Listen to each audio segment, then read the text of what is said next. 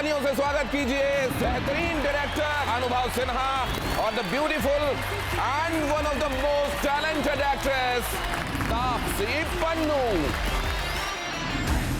ऐसा लोग क्यों कहते हैं कि तापसी पन्नू बहुत झगड़ालू बहुत झगड़ालू? ऐसे कौन लोग बोलते हैं? ऐसे वो लोग बोलते हैं जो शायद मुझसे कभी मिले नहीं है। कंगना रनौत ये क्यों कहती हैं कि तापसी तो बी ग्रेड हीरोइन है, मेरी सस्ती कॉपी? मैंने तो कहा मैं हूँ, मैं इतने पैसे नहीं चार्ज करती हूँ। आप जिस तरीके से बात करते हैं वो आपका कैरेक्टर, आपकी अपब्रिंगिंग दर्शाता है। उर्वशी रौतेला से क्या समस्या हो गई आपको? उनको भी आपने... मैंने क्या बोल दिया उनको? तो आपने कहा कि उनको अंग प्रदर्शन का शौक है। आपने बड़ा रिसर्च किया है सर, एक ट्वीट पकड़ के लाए हैं आप। पेपराजीज बड़े नाराज हैं आपसे। वो कह रहे हैं कि तापसी तो ऐसा लग रहा है दूसरी जया बच्चन हो गई। नहीं नहीं, उनको खुश होने चाहिए। अचानक आपको जो सामाजिक बुराइयां हैं वो 2014 के बाद ही नजर आनी शुरू हुई। अनुभव सिन्हा सिर्फ समाज से नाराज हैं या नाराजगी सरकार से भी? सरकार से भी नाराजगी हो सकती है, होती रहती है। आर्टिकल 15 का पालन सरकारें कर रही हैं क्या? पक्ष विपक्ष की तरफ से ये पालन हो रहा है क्या? आप एक काम करें, चुनावी रैलियों के भाषण शेयर करते हैं एक दूसरे से, बस बात खत्म हो जाएगी।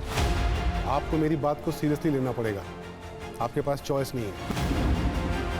कोई कह देता है कि मुझे मुसलमानों के वोट से मतलब नहीं चाहिए मुझे वोट। कोई कहता है मुझे हिंदू से मतलब नहीं। कोई कहता है 1947 के समय ही सारे मुसलमानों को पाकिस्तान चला जाना चाहिए। इसको आप कैसे देखते हैं? जिनको जाना था शायद चले गए, जो रह गए तो रहना चाहते थे, इसलिए शायद रह गए होंगे। यार रहमान जी 8 सालों में काम के संदर्भ में शिकायत? रहमान ने ऐसा कुछ नहीं कहा।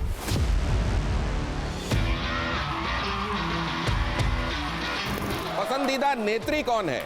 ममता बनर्जी, स्मृति ईरानी, मायावती या प्रियंका गांधी? ये देखिए जरा, पसंदीदा विचारक कौन? महात्मा गांधी, बाबा साहेब भीमराव अंबेडकर, विनायक दामोदर सावरकर? इतना तो आपने कभी नहीं सोचा था। आपसे आज पहली बार आपको सिर खुजलाते हुए देख रहा हूं। रैपिड फायर का ये अहम सवाल, पसंदीदा राजनेता कौन? मुझे अभी भी इस देश में रहना है। पसंदीदा एक्टर कौन? मनोज वाजपेयी या इरफान खान? पसंदीदा डायरेक्टर कौन है? विवेक, अग्निहोत्री, आदित्य धर या करण जौहर? बेहतर अभिनेत्री कौन है? मुझे डराया जा रहा है। आपको जवाब मिलते रहेंगे।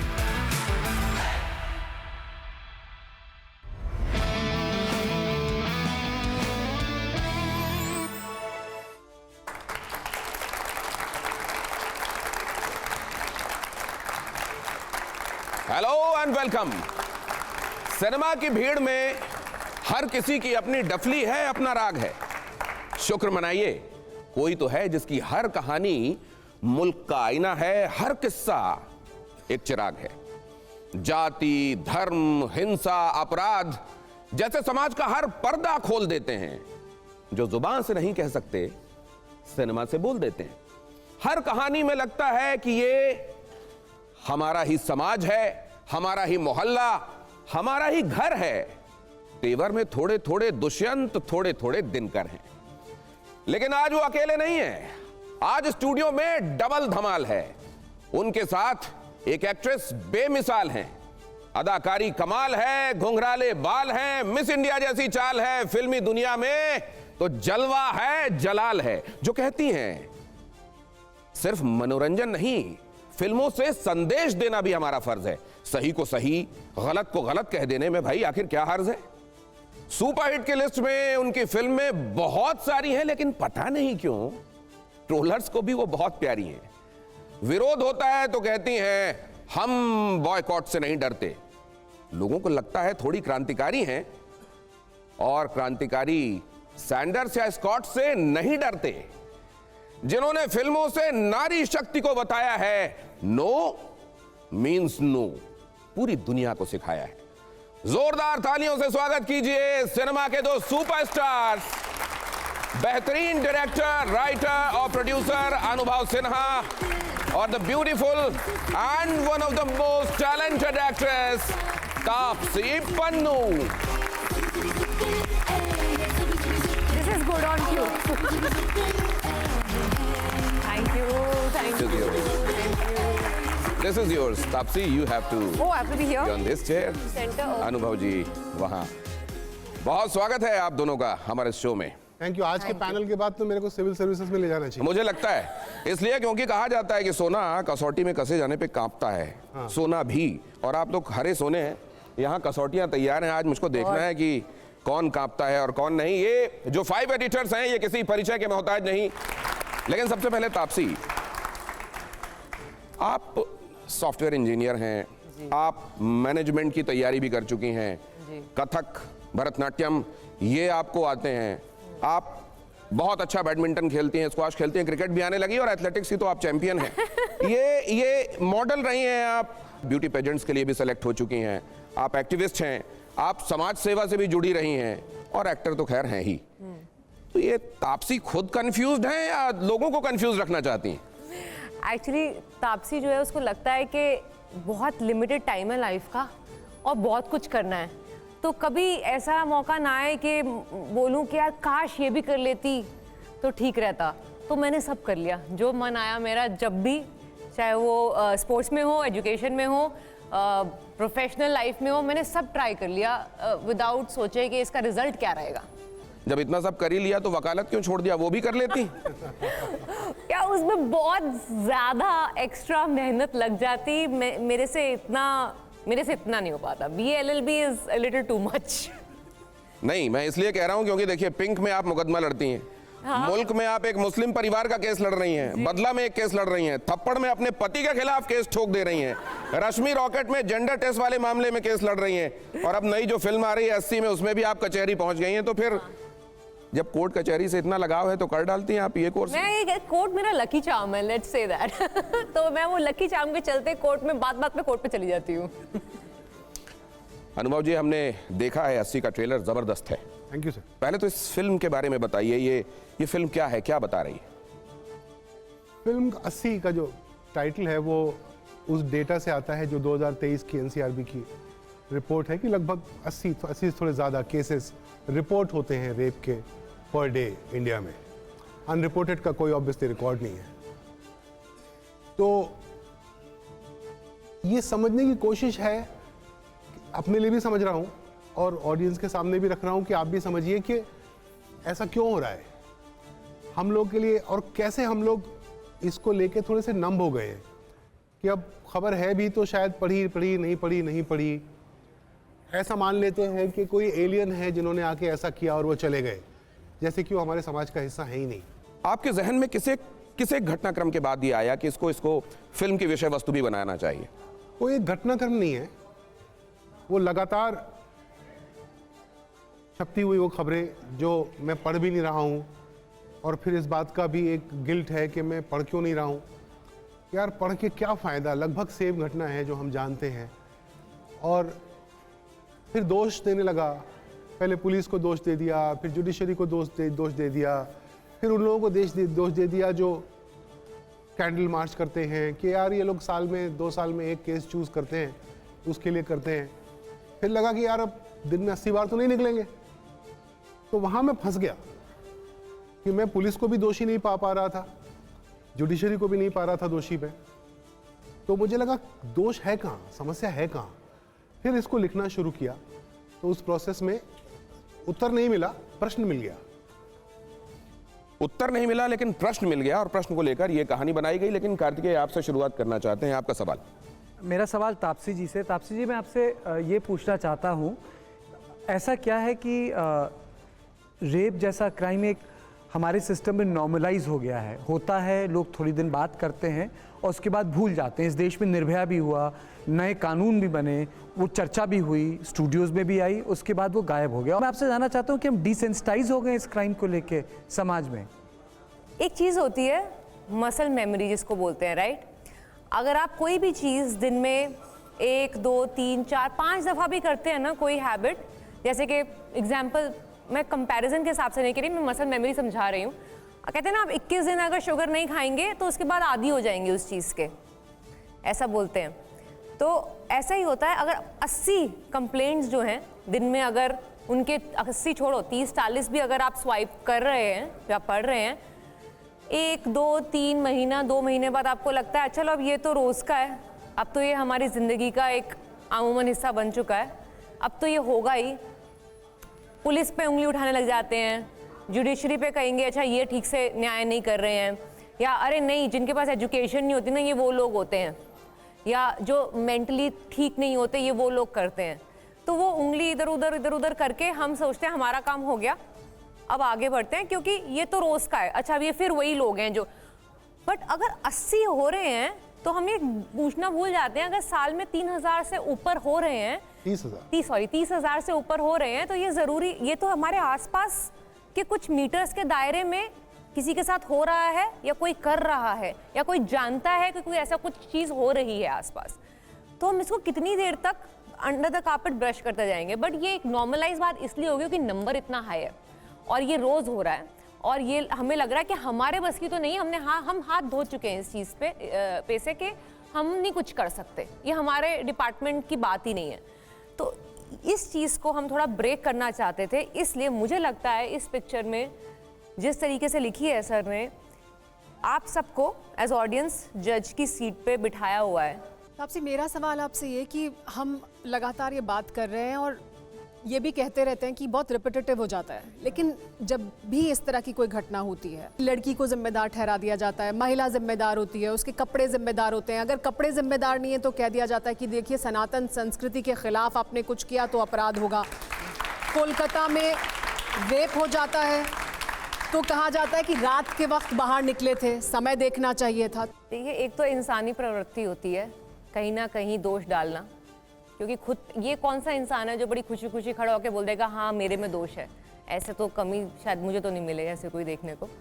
और जो ये सारे एक्सक्यूजेस दिए गए हैं ना कि ये समय पे, कपड़े पे, ये गलत भी प्रूव हुए हैं, क्योंकि ऐसा तो नहीं है दिन के समय में रेप नहीं हुए, ऐसा तो नहीं है कि घर वाले ने ही किसी ने रेप नहीं किया, और क्या कपड़े तो पूरे फुल्ली कवर्ड, छोटी बच्चियों तक से रेप होते हैं। छोटी बच्ची से कुछ महीने की, 6 साल की, वो तो मेरे लिए बहुत ज़्यादा हिला देने वाला इंसिडेंट था जब 6 साल की बच्ची के साथ हुआ। नॉट जस्ट कि ये पहले नहीं हुआ था, बट 10, 11, 13 साल के लड़कों ने किया। 10 साल का लड़का कि ये तो मतलब मैं 10 साल के बच्चे देखती हूँ, मैं सोच भी नहीं सकती इनको समझ भी है कि ये होता क्या है, और उन्होंने इतना हीनियस क्राइम कर दिया। अब उसको हम किसकी प्रॉब्लम बताएंगे? हम लॉ की प्रॉब्लम बताएंगे, पुलिस की प्रॉब्लम बताएंगे, या हम ये बताएंगे कि हमारी अपब्रिंगिंग में कहीं कुछ कमी रह गई? तो ये अब हम सबको आपस में एक दूसरे से पूछना पड़ेगा।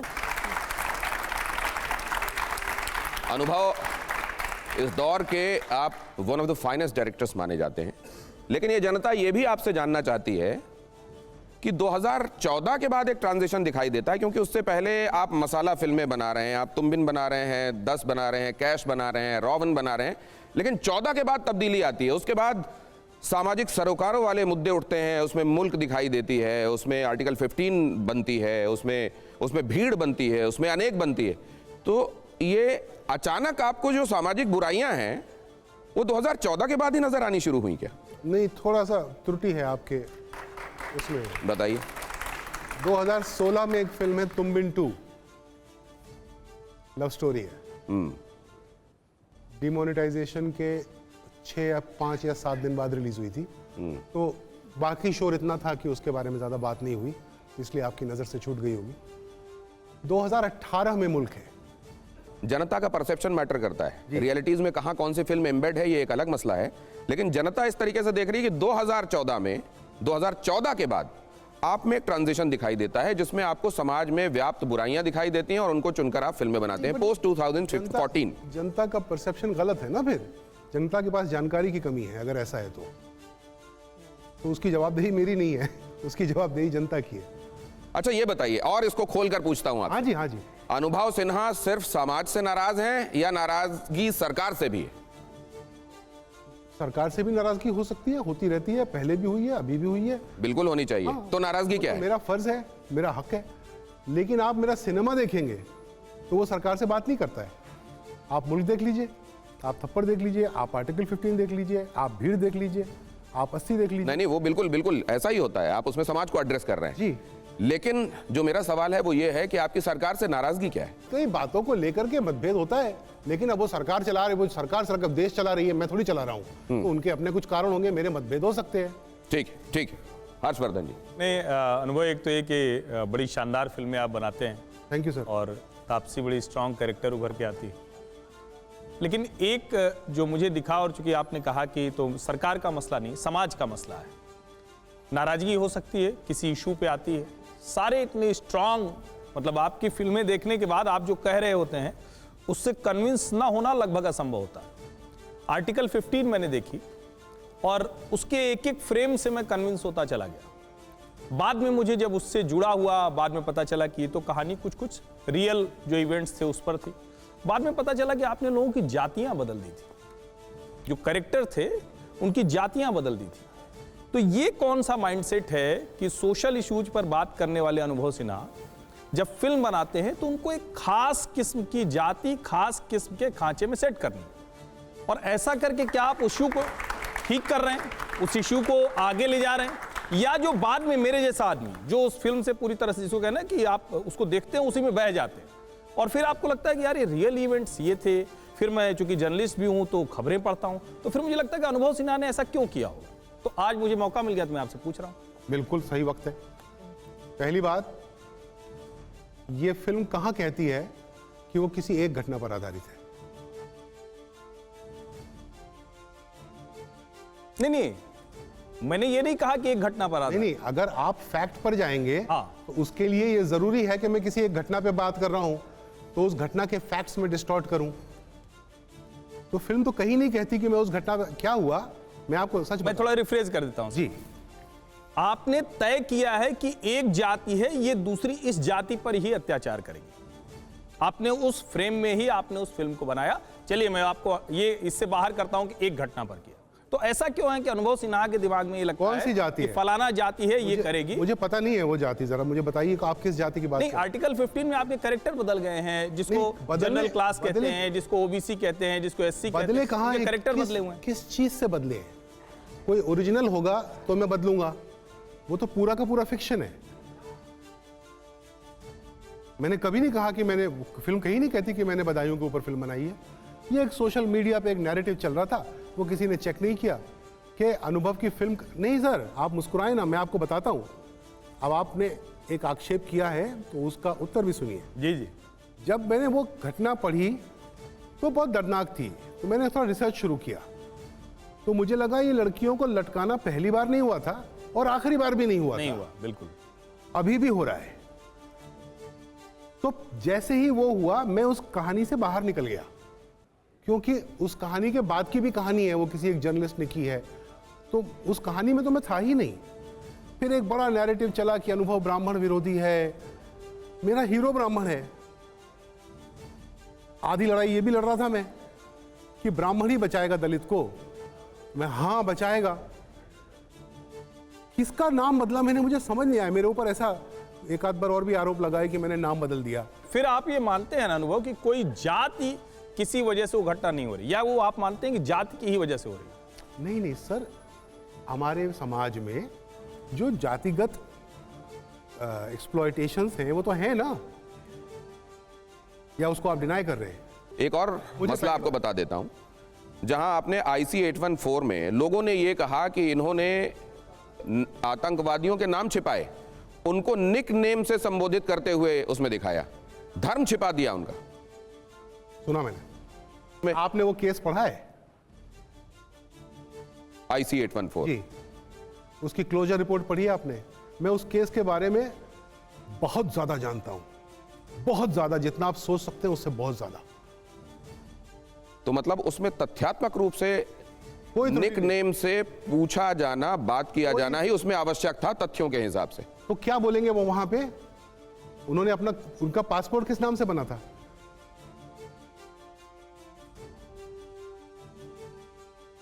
किस नाम से पासपोर्ट बना था? वो उसी नाम से एक दूसरे को बुला रहे थे।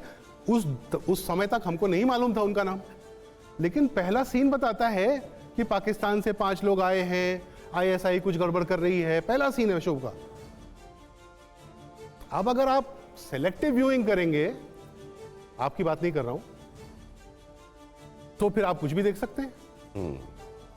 विजय त्रिवेदी, दोनों लोगों से सवाल है। इसके बाद सिविल सर्विसेज ज्वाइन कर रहा हूं मैं। 2014 के बाद आपकी नाराजगी पर चर्चा हुई, लेकिन मैं दूसरा सवाल समझना चाहता हूँ। बहुत चर्चा हुई है, बहुत सारी फिल्में भी आई है। क्या 2014 उससे पहले और 2014 के बाद बॉलीवुड का सोचने समझने का तरीका बदल गया या स्प्लिट हो गया? कि बहुत सारी फिल्में, एजेंडा वाली फिल्में आई, नैरेटिव्स की फिल्में आई। सब सेम है सर, थोड़ा सा इतिहास फिरा के देखिए, एग्जैक्ट सेम है। मतलब अभी पहले क्या भी हुआ? नैरेटिव सर, की अभी फिल्में हुआ बनती थी, क्या है? एजेंडा की फिल्में बनती थी, अब भी बन रही हैं। एक फर्क हुआ है, पहले सोशल मीडिया नहीं था, हर आदमी के पास बोलने का प्लेटफॉर्म नहीं था, इतना शोर नहीं मचता था।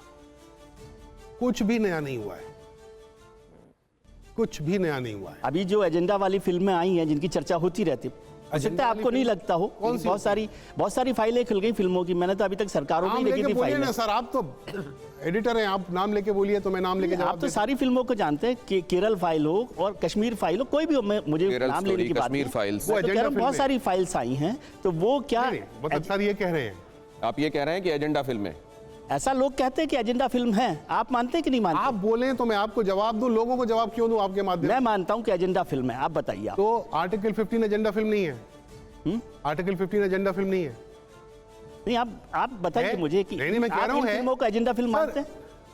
80 एजेंडा फिल्म नहीं है, 80 का एजेंडा है ना, 80 भी एजेंडा फिल्म है। और हर फिल्म बननी चाहिए, हर फिल्म का स्वागत होना चाहिए। आप नाम नहीं लेने से आप कतरा रहे, कश्मीर फाइल्स, मैं केरला तो सब नाम ले दिए। मैं इनका कहा हुआ और क्लियरली आपके सामने रखता हूं कि एक पर्टिकुलर पॉलिटिकल पार्टी का एजेंडा सामने कौन सी रखने पार्टी? वाली फिल्म है। कौन सी पार्टी? बोल दूं? हाँ हाँ, बोल दीजिए ना। भारतीय जनता पार्टी। हाँ, तो भाई जो मैं बात कर रहा हूं वो मेरा अपना एजेंडा है, वो किसी पॉलिटिकल पार्टी का नहीं है। एजेंडा फिल्म में प्रॉब्लम क्या है? What is the problem with an agenda film? Please tell me that. ना मुझे प्रॉब्लम नहीं, मैं तो आपसे समझना चाहता हूँ। हॉलीवुड ने जिंदगी भर एजेंडा फिल्में बनाई हैं, ब्यूटीफुली बनाते हैं वो। पॉलिटिकल एजेंडास होते हैं, मतलब CIA फंड करती है फिल्में। क्या समस्या है? सारी दुनिया देखती है, सबको अच्छी लगती है। 2-4 फिल्में बताइए सर। आप तो बहुत फिल्मों में काम किया, जैसे ये कश्मीर फाइल है, केरल फाइल्स है, और कुछ नाम मैं कम याद कर रहा हूँ। ऐसी पिछले 2014 की कुछ फिल्मों के नाम याद दिलाइए मुझे, जो ऐसे पॉलिटिकल एजेंडा से चलती हो। 2014 मुझे से साल से 2014 से ये पहले, ये तो 2014 के बाद की है ना। कुछ ऐसी पॉलिटिकल एजेंडा वाली फिल्में बताइए ताकि मुझे भी याद आए। है, फिल्म है, मतलब जैसे वो थी ना, एक्सीडेंटल प्राइम मिनिस्टर, उसको कहां रखते हैं? वो भी बात की वो है, 14 के बाद की है। वो भी बात की है। नहीं, वो थी ना किस्सा कुर्सी का, जो बैन हुई थी। नहीं, लेकिन मतलब लेकिन अब इसको मैं जरा इस पे ये, क्योंकि आप लोगों ने इनवेरिएबली एक बात कही, आर्टिकल 15 आपने खुद भी कहा अनुभव जी ने कि चलिए अगर ये एजेंडा है तो एजेंडा फिल्म है, और एजेंडा रखने में समस्या क्या है। लेकिन इस फिल्म में, और ये कमाल की फिल्म थी, मैं बताऊंगा समस्या लोगों ने क्या इसको है। सराहा। मैं ये भी कहना चाहता हूं कि ये फिल्म वाकई कमाल की थी। स्तर वाली जो फिल्में होती हैं उसमें इनको रखा जा सकता है, इस फिल्म को, और इसके लिए तालियां होनी चाहिए। लेकिन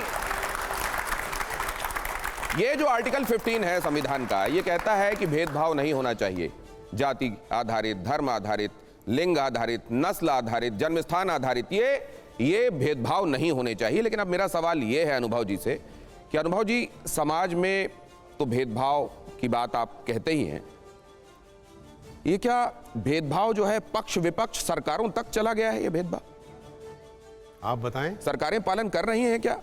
आर्टिकल 15 का पालन सरकारें कर रही हैं क्या? पक्ष विपक्ष की तरफ से ये पालन हो रहा है क्या? आप एक काम करें, हम लोग कुछ चुनावी रैलियों के भाषण शेयर करते हैं एक दूसरे से, बस बात खत्म हो जाएगी, सवाल खत्म हो जाता है। एक नागरिक के तौर पर और आपकी फिल्में देखने वाले के तौर पर भी, और क्योंकि आप एजेंडे को रखना और एजेंडे को फिल्म में रखना इसको अधिकार मानते हैं और जायज मानते हैं, तो मैं आपसे सीधा सीधा पूछ रहा हूं, इसको खुलकर बताइए। उसमें नाजायज सिर्फ एक बात है, उस एजेंडा में अगर झूठ है तो समस्या है। उस एजेंडा में झूठ अगर है तो समस्या है, वरना एजेंडा की फिल्म तो बनानी, आर्टिस्ट तो अपना पॉलिटिकल सोशल एक्सप्रेशन ही तो करता है, उसका एक एजेंडा होता है। मैं कह रहा हूं औरत को थप्पड़ नहीं मार सकते, मेरा एजेंडा है। मैं कह रहा हूं कि आप दिन में 80 रेप हो रहे हैं, भाई साहब बैठिए जरा बातचीत कीजिए, कुछ मेरा एजेंडा है। और विवेक अग्निहोत्री जिसकी फिल्म की बात कर रहे हैं, उसने, मैंने इंटरव्यू में उसको बोलते सुना है, हाँ मेरा एजेंडा है, मैं भी उतने ही जोर से कह रहा हूं मेरा एजेंडा है। तो तापसी, अब आपसे भी जानना चाहता हूं मैं नागरिक के तौर पर भी, कि ये कोई कह देता है कि मुझे मुसलमानों के वोट से मतलब नहीं चाहिए मुझे वोट, कोई कहता है मुझे हिंदू से मतलब नहीं, कोई कहता है 1947 के समय ही सारे मुसलमानों को पाकिस्तान चला जाना चाहिए था। इसको आप कैसे देखते हैं? काफ़ी चीज़ों का जो रिप्लाई है, हम लोग अपनी जो पॉलिटिक्स और सोशल साइड होती है वो पिक्चरों के थ्रू कह जाते हैं। आई थिंक ये इसमें से कुछ बातें जो थी वो मुल्क में सर ने कुछ डायलॉग्स में लिखी थी जो मैंने बोले थे, जो कि लिखी शायद इन्होंने थी बट कनेक्ट तो मेरे दिल से भी करी थी, तो शायद काफियों में कर गई होगी। जो जिनको जाना था शायद चले गए, जो रह गए जो रहना चाहते थे इसलिए शायद रह गए होंगे। जैसे नसीरुद्दीन शाह की एक बात मुझे याद आती है, उन्होंने ये बात कही थी कि वो मुल्क नहीं लग रहा है मुझे जिसने मुझे प्यार करना सिखाया, जिसमें मैं बड़ा हुआ। उनके एक्सपीरियंसेस कुछ हुए होंगे ना, उन्होंने ऐसे बोला, क्या उनको भी तो हक है ना कोई बोलने का, किसी को, आई थिंक एवरीबॉडी, आपको, मेरे को, सबको, अगर उन्हें कुछ, हमें कुछ फील हो रहा है एज अ ह्यूमन बीइंग, सही या गलत, बोलने का हक है। इसका मतलब ये नहीं है आप यूनिवर्सली करेक्ट हैं सबके लिए, उनको ऐसा लग रहा है जरूरी नहीं मुझे ऐसा लग रहा हो या आपको ऐसा लगे, ये उनकी सच्चाई है। नहीं, लेकिन आपकी बात इसलिए मैं ये सवाल लेकर आया क्योंकि आपने कहा मैं भी माइनॉरिटी से बिलोंग करती हूँ और मैं बहुत खुशी बड़े आनंद से रह रही हूँ, और फिर वहीं पर इस तरीके के जब बयान सामने आते हैं तो ये लगता है कि माइनॉरिटी से ताल्लुक रखने वाले ही दूसरे लोग उस तरह के विचार साझा क्यों नहीं करते? नहीं, जैसे मैंने कहा, ये उनकी सच्चाई है, उनके एक्सपीरियंस के बाद उनको ऐसा लगा होगा, उन्होंने बोला, ये उनका सच है, मैं उनके सच को कैसे झुठला दूं? एक भेदभाव के आरोप जो हैं वो इंडस्ट्री में भी लगते रहे। अब ए.आर. रहमान जी 8 सालों में काम के संदर्भ में शिकायत, इसको कैसे देखते हैं? ऐसा कुछ नहीं कहा उसने। हाँ, एक्चुअली आपने देखी है वो क्लिप? रहमान ने ऐसा कुछ नहीं कहा। तो एग्जैक्टली वो क्या था और उसका निहितार्थ क्या था? उसने बोला चाइनीज विस्पर्स है। चाइनीज विस्पर्स का अर्थ जानते हैं? मैंने इसको कुछ कहा, इसने आपको कुछ और कहा, आपने उनको कुछ और कहा, उन्होंने कुछ और कहा, मेरे तक जो पहुंचा वो मूल नहीं है। उसने ऐसा कुछ नहीं बोला रहमान ने। तो इंडस्ट्री में भेदभाव की कोई गुंजाइश नहीं है इस बात को और पूरी वहां जिम्मेदारी से कह रहा हूं कि और बॉम्बे में इंडस्ट्री में कोई कम्युनल कास्ट बायस अफोर्ड नहीं कर सकते, अफोर्ड नहीं कर सकते, इसलिए कि if he is good with something he is good, I need him. Naseeruddin Shah की बात हुई, यहीं एंड 5 में अनुपम खेर बैठे हुए थे। एक ये बात आई कि कुछ इंडस्ट्री में कुछ वर्टिकल स्प्लिट जैसा हो गया। आप कह रहे हैं कास्ट के आधार पर, किसी आधार पर, काम जो अच्छा है, लेकिन ये हमने देखा। 35 साल से हूं वहां पे, 35 साल हो गए हैं, तो आपको मेरी बात को सीरियसली लेना पड़ेगा। आपके पास चॉइस नहीं है। नहीं, मैं नसीरुद्दीन शाह की बात को भी सीरियसली ले रहा था। नहीं, तो मैं आपको, नसीरुद्दीन शाह ने ऐसा कुछ नहीं कहा कि कास्ट बायस है, कोई वर्टिकल स्प्लिट है, कुछ नहीं बोला ऐसा। मुझे दिखाइए। नहीं, मैं कह रहा हूं कि एक तरह का सोचने वाले लोग क्या दूसरे तरह के लोगों को बर्दाश्त नहीं कर रहे हैं? उनकी फिल्म, उन्होंने ये बात कही कि मैंने सरकारों की तारीफ नहीं की इसलिए मैं को भाजन बना। क्या उन्होंने बोला वर्टिकल स्प्लिट, मैं उसको डिनाई किया, उन्होंने ये बोला है। हमारा बड़ा पॉपुलर राउंड है जिसको जनता बहुत पसंद करती है, ऑडियंस बहुत पसंद करती है। हाँ। वो जो राउंड है वो रैपिड फायर राउंड अरे है। यार, उसकी तरफ मैं आपको ले जाऊं। देखिए, आप तालियां देखिए, ये जनता कितना पसंद करती है, वो कितना ट्रेंडिंग है, कितना वायरल है मामला। आइए जरा, आइए प्लीज। आप पहले तापसी, और आपको भी लेके जाऊंगा, आपको भी अलग से लेके जाऊंगा। जी, आप आ जाइए। बीच में आके एकदम क्या? ना, आप यहाँ पर आइए। तो जैसा आप फिल्मों में एकदम बेलाग बोलती हैं, वैसे यहाँ आपके सामने कुछ एक चॉइसेस होंगी। हमको ये देखना है कि आप एक चॉइस बनाकर जनता के सामने रखती हैं कि नहीं रखती। और अब देखिए, एक बात बता दें, ये ऑडियंस जो है छोड़ती नहीं। अगर आपने उसमें कुछ भी गोल किया या कई कई ऑप्शंस बता दिए, ये भी, तो फिर देखिएगा इधर से हुटिंग भी होती है ताली के साथ साथ। तो आपके सामने मैं कुछ एक सवाल रखता हूं, अच्छा। और ऑडियंस खुद ही बता देगी कि उनको ये राउंड कितना पसंद है। कितना पसंद है आपको ये राउंड? ये देखिए जरा। अब जरा आपके सामने रैपिड फायर का पहला सवाल रखता हूं। क्विकली, पसंदीदा फिल्म आपकी इनमें से कौन है? पिंक, मनमर्जियां, मुल्क, दोबारा। नाम कोई एक लेना है। मैं रीजन भी दे सकती हूँ क्या? उसमें बहुत ज्यादा बोलेंगी ना तो डाइल्यूट हो बहुत जाएगा। ज्यादा नहीं बोलूंगी, बस कोई एक। I just said this gave me the power to choose what I want to do. अगर पिंक नहीं होती तो मैं कोई भी चूज नहीं कर पाती। अगर पिंक नहीं होती, इसी ने मुझे चुनने का अधिकार दिया। अब देखिए आपने जिस तरीके से उत्साह बढ़ाया, हौसला बढ़ाया, अगर इस तरह से चीयर करते रहेंगे तो फिर आपको जवाब मिलते रहेंगे। देखा आपने, एक जवाब मिला आपको जो आप चाहते हैं। अब देखिए अगला, पसंदीदा सुपरस्टार कौन? ये आपके लिए जो चॉइसेस हैं वो ये हैं। पसंदीदा सुपरस्टार कौन? अमिताभ बच्चन, रजनीकांत, शाहरुख खान। और इसके लिए आपको ये मुश्किल होता है। यही है तापसी पन्नू, जिसके लिए वो जानी जाती हैं कि जहां दुविधाएं हो, जहां हो सकता है कोई होता तो थोड़ा डिप्लोमेटिक तरीका अख्तियार करता, वो क्लियर कट बताती हैं कि उनकी चॉइस कौन सी है। अब अगला, पसंदीदा डायरेक्टर कौन? अब ये पसंदीदा डायरेक्टर अनुराग कश्यप, अनुभव सिन्हा। नहीं, आई थिंक 3 फिल्में। कहीं ऐसा तो नहीं है कि बाकी दोनों नहीं है यहाँ? नहीं, 2 फिल्में, 1 फिल्म, 3 फिल्में। अच्छा, तो रीजनिंग भी है, लॉजिक भी है। अनुभव सिन्हा पसंदीदा डायरेक्टर। अगला सवाल क्या है और उसके साथ विकल्प क्या है? मजा आ रहा है अगर, तो फिर इतनी खामोशी क्यों है? ये देखिए जरा, पसंदीदा विचारक कौन? महात्मा गांधी, बाबा साहेब भीमराव अंबेडकर, विनायक दामोदर सावरकर।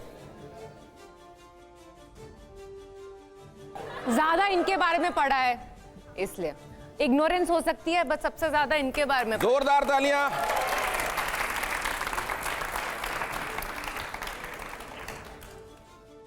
फीमेल ओरिएंटेड फिल्में आप बनाती हैं और उसको सशक्त तरीके से पर्दे पर उतारती हैं। लोगों को ये लगने लगता है कि ये आप किरदार नहीं निभा रही हैं, आप ही हैं वो जो इस सब से होकर गुजरा है। और अगर ऐसा है तो अगला सवाल बहुत इंपॉर्टेंट आपके लिए होने वाला है, और आपके लिए भी, और वो इस सन्नाटे से समझ में नहीं आएगा। हाँ, नेक्स्ट अगला सवाल एंड 5 में तापसी पन्नू के लिए यह है रैपिड फायर का अगला सवाल। पसंदीदा नेत्री कौन है? ममता बनर्जी, स्मृति ईरानी, मायावती या Priyanka Gandhi?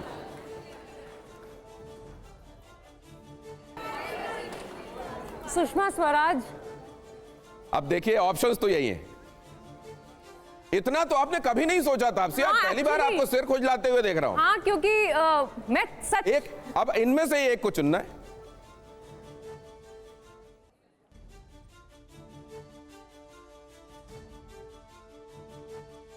Actually I will Smriti Irani उनकी पसंद। इनमें से स्मृति ईरानी अपनी पसंद को मुश्किल में भी चुनना जानती हैं, इसीलिए वो तापसी पन्नू कहलाती हैं। तापसी पन्नू के लिए अगला सवाल ये देखिए। ये सवाल आपकी बारी कब आएगी? बहुत जल्दी उनकी बारी भी आएगी। बेहतर शख्सियत कौन? शख्सियत, कलाकार नहीं, शख्सियत, पर्सनैलिटी। सोनू निगम, अभिजीत भट्टाचार्य या दिलजीत दोसांझ में से सोनू निगम।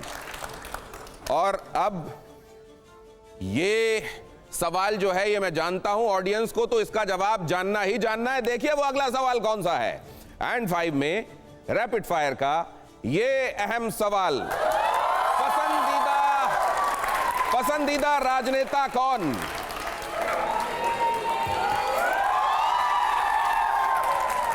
और बहुत स्पष्ट रूप से यहां पर भी मुझे अभी भी इस देश में रहना है।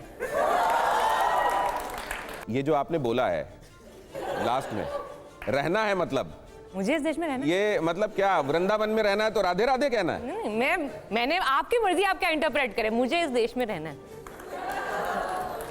एंड 5 में अगला सवाल ये भी बेहतर के बारे में ही पूछता है, लेकिन यहां बेहतर अभिनेत्री कौन है?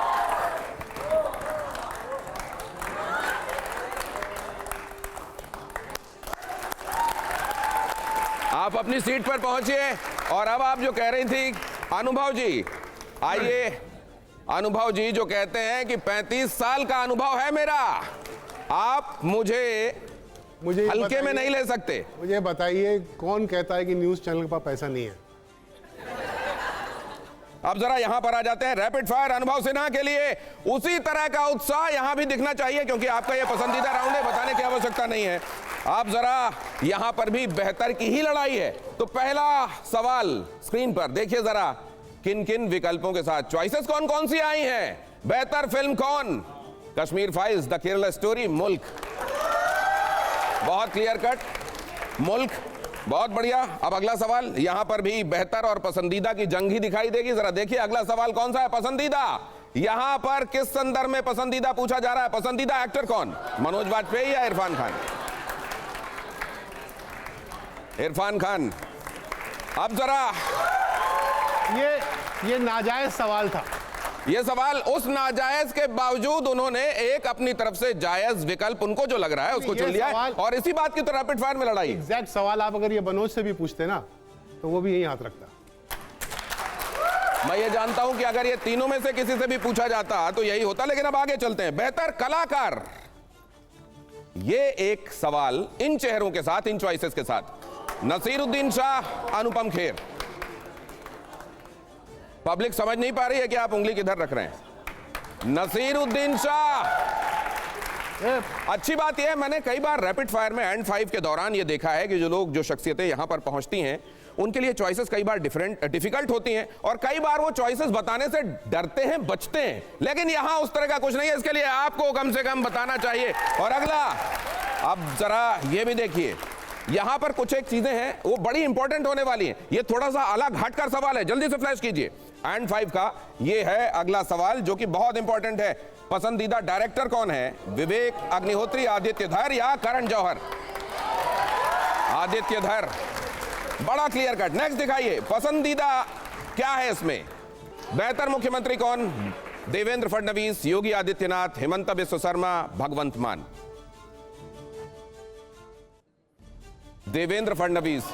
और मैं उम्मीद करता हूं वृंदावन में रहना है तो राधे राधे कहना है, वाली बात यहां पर नहीं है। देवेंद्र फडणवीस यहां पर चॉइस है। अगला, सिनेमा के लिए बेहतर चीजों में किन चीजों को चॉइसेस के तौर पर हम यहां पर लेकर आए? सिनेमा के लिए बेहतर बतौर निर्माता निर्देशक, फिल्म एंड थिएटर और ओटीटी। और अब ये ऑडियंस देखिए, रैपिड फायर में ये कल्मिनेशन की तरफ जा रहा है मामला। अब आपकी तरफ से भी वो कल्मिनेशन दिखाई देना चाहिए। सवाल ये रहा, एंड 5 रैपिड फायर अनुभव सिन्हा के लिए बेहतर कलाकार कौन? तापसी पन्नू, कंगना रनावत। तो फिर आप फिल्म क्यों नहीं करते उनके साथ? ऐसा कोई रोल बना नहीं उसके लिए, ये रैपिड फायर का हिस्सा नहीं है।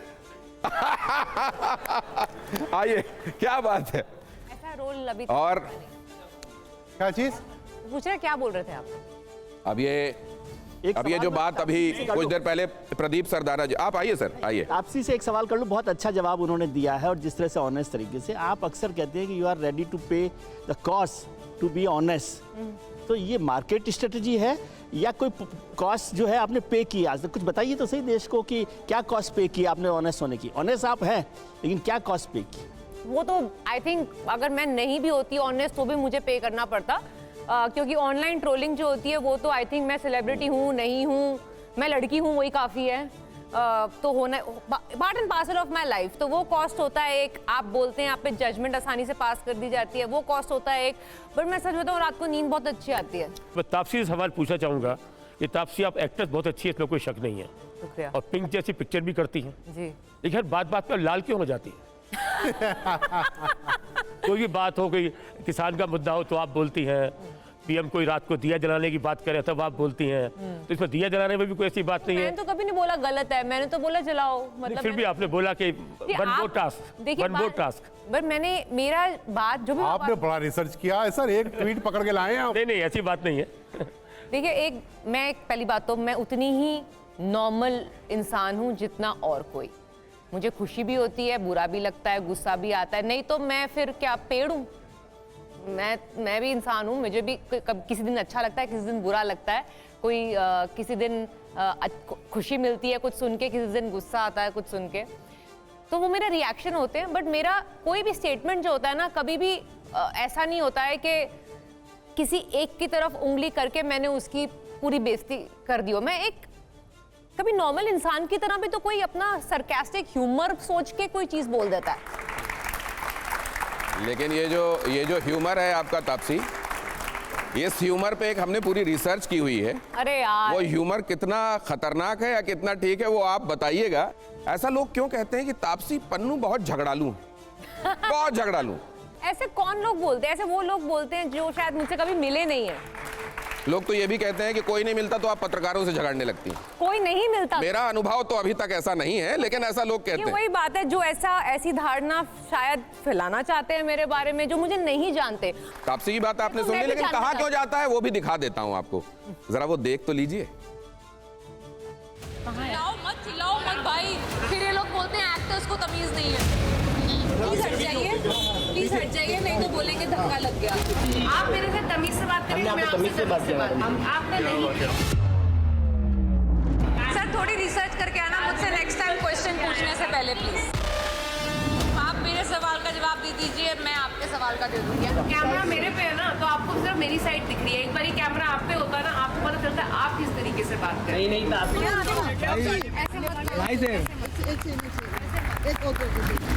सर तो होनी पहले पे तो जेंडर ठीक कीजिए, उसके बाद बात करिए। अगर इसमें गुस्सा बोलते हैं ना, भगवान सबको गुस्से में ही रखे, क्योंकि जहाँ तक मुझे दिख रहा है, I am sorry, I am cutting this short, but जहाँ तक आप पूरा अभी पूरा हुआ नहीं था आपने। मैं समझ गई वो क्या क्लिप्स है, वो रिपीट पे है। लेकिन मैं आपको एक चीज बता देता हूँ कि पेपराजीज बड़े नाराज हैं आपसे।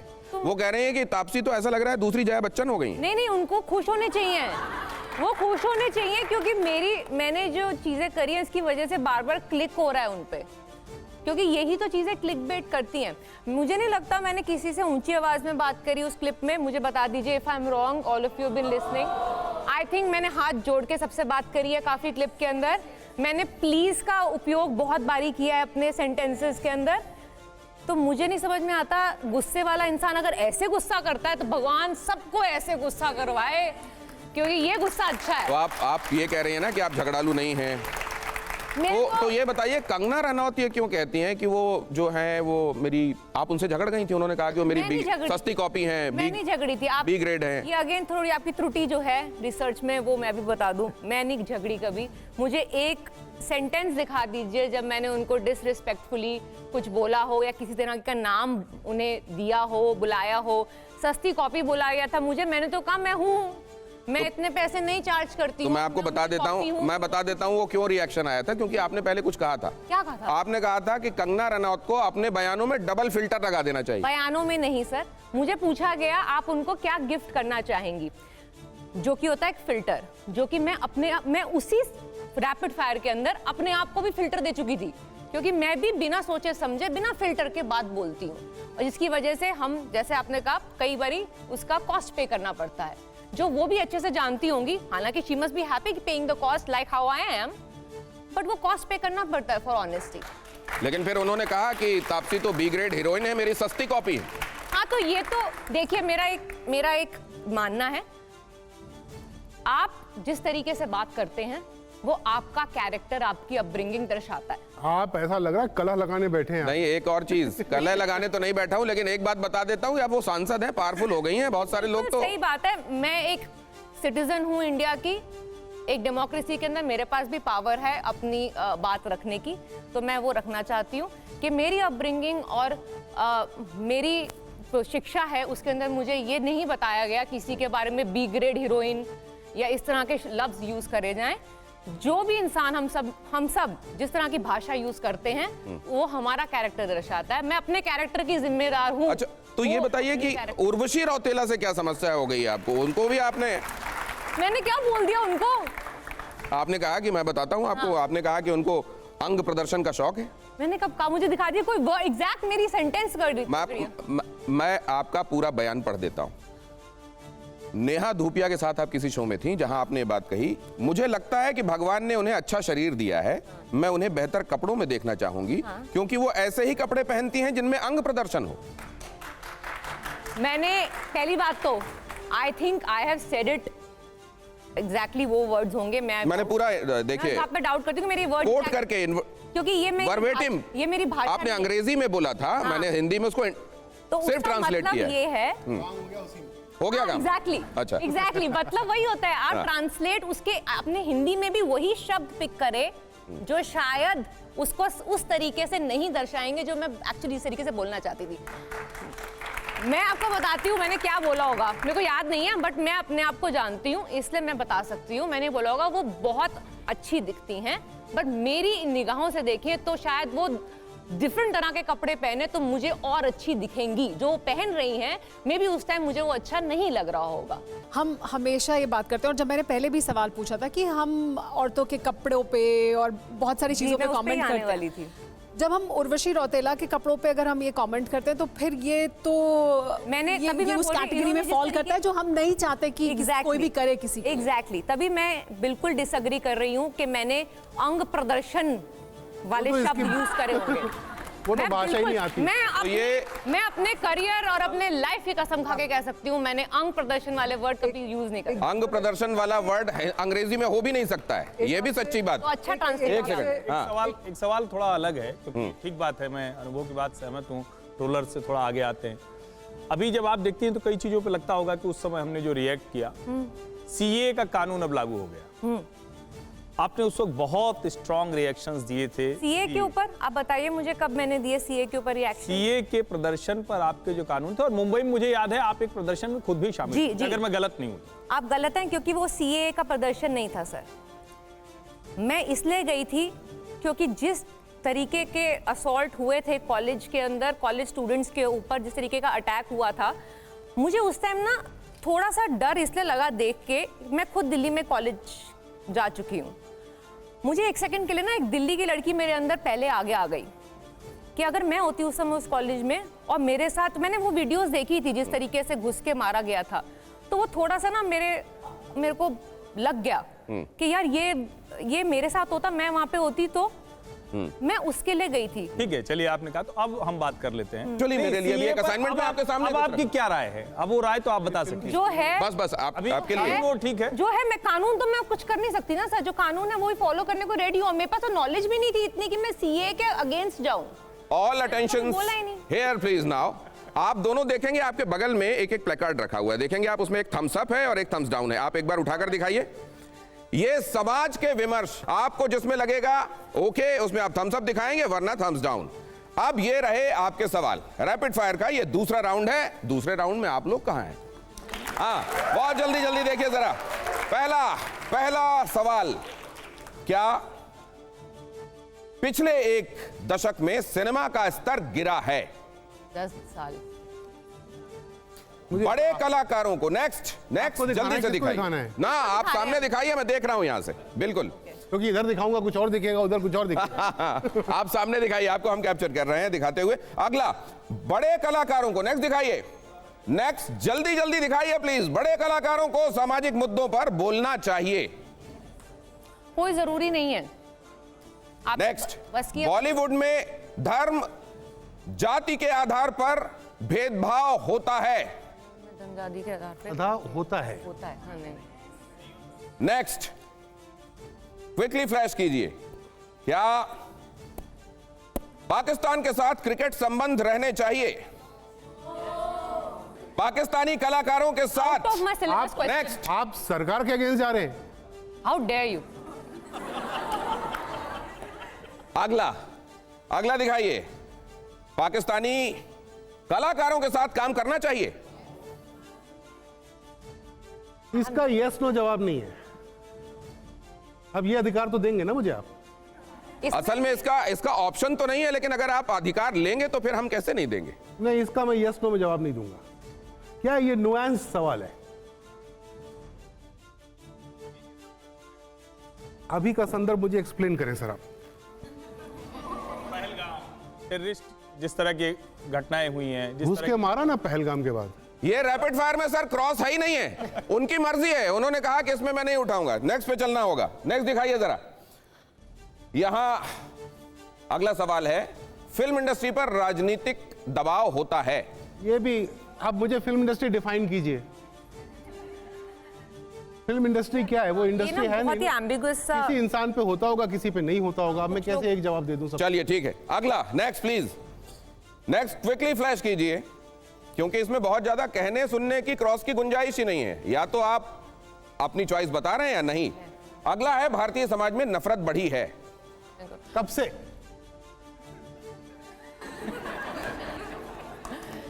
चलिए इसमें 2014 डाल देता हूं। 2014 में बहुत इंटरेस्टेड है आप। क्या क्या हो गया था 2014 में? आप भी 2014 से बहुत बचते हुए, लेकिन अब इसके लिए नहीं, इसके लिए गुंजाइश है नहीं इसमें, इसलिए नेक्स्ट पे आपको ले जाना पड़ेगा। इसमें आप जवाब दे रहे हैं नहीं। 2014 से अब तक नफरत बढ़ी है? हाँ या ना? उतनी है। मेरे को एक्चुअली लगता है उतने में सोशल मीडिया पहले उतना। चलिए नेक्स्ट। तो आप थम्स डाउन दिखाएंगे ना आप उसके लिए? हाँ तो थम्स डाउन कर देते, मतलब मुझे उतनी लगता है। है। हाँ चलिए अगला दिखाइए। नेक्स्ट दिखाइए। कितनी ज्यादा है? हिंदू राष्ट्र की परिकल्पना सही है? मेरे को इसका लॉजिक ही समझ नहीं आया, मतलब मैं क्या ही। चलिए नेक्स्ट, अगला देखिए। आप लोगों ने Out कहा of- उसको कैमरे ये जो मैं आपके सामने रख रहा हूं, इसको आप नुआंस समझें या जैसा भी, लेकिन ये सामाजिक विमर्श है। हिंदू कभी आतंकवादी नहीं हो सकता।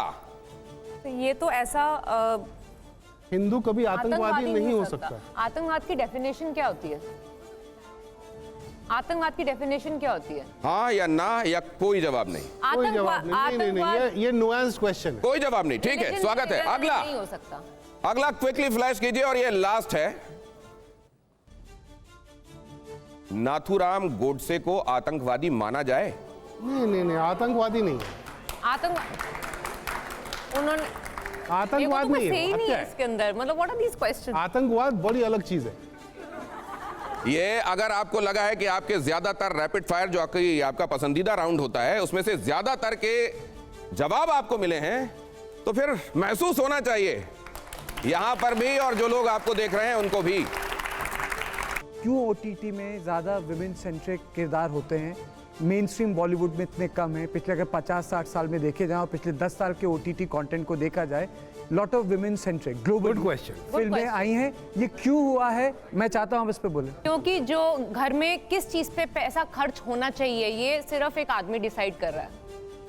तो उनका जो डिसीजन होता है ज्यादातर थिएटर में जाकर, एक्सपेंसिव प्रोपोजिशन है थिएटर में जाना, तो वो ज्यादातर वो फिल्में होती हैं जो उनको सही लगती हैं, देखने लायक है। और जो औरतों की नुआंसेस और उनकी लाइफ के बारे में चीजें दिखाती है, वो ज्यादातर नहीं चॉइस होती एक घर के आदमी की कि देखने ताली तो बजाओ। घर में तभी हमेशा से टीवी जो है घर में जिसको फ्री मीडियम माना जाता है, वो औरतों से डोमिनेट होता है। घर में आप देखते रहो फ्री में, बट पैसे कौन खर्च किस चीज पे खर्च होंगे वो आदमी डिसाइड करता है। जब वो चेंज होगा, ये चेंज हो जाएगा। Thank you so much.